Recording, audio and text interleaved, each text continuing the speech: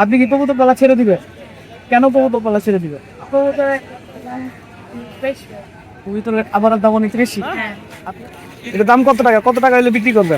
আমি 400 টাকা করে এটা 400 টাকা হলে উনি বিক্রি করবে। আমি আগে চাকরি করতাম, এখন আমি ব্যবসা করে আসছি। তোমাদের এখানে মেল আছে, মেলে জায়গা আছে। হ্যাঁ।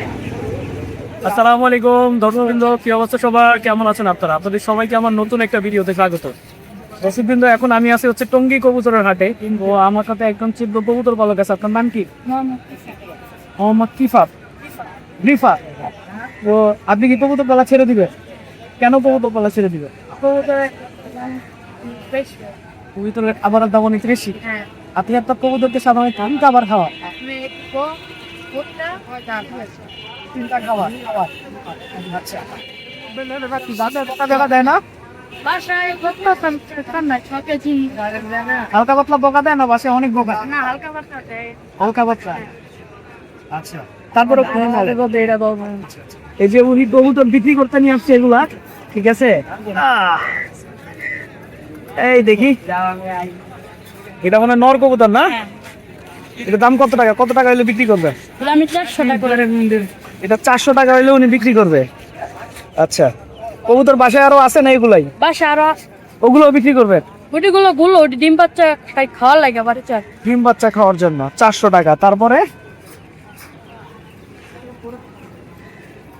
এখানে নর কয়টা মাদি কয়টা? না, একটা মাঝি আছে, বেশি ভাগ। একটা মাদি আছে, সব নর। হ্যাঁ।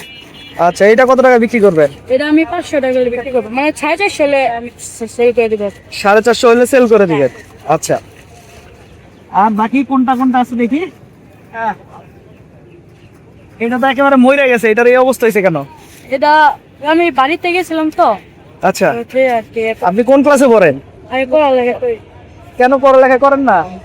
তাহলে কি করেন? সময় কি করে পাবেন? আমি আগে চাকরি করতাম, এখন আমি ব্যবসা করে আসছি। তোমাদের এখানে মেল আছে, মেলে জায়গা আছে। হ্যাঁ। আপনার যদি বড় হয় আবার টাকা পয়সা বলতে পারবেন? কবুতর পালা ছাড়তে পারবেন না। সর্বপ্রতি আপনার সর্বপ্রতি ডেইলি কত টাকা আর্নিং হচ্ছে?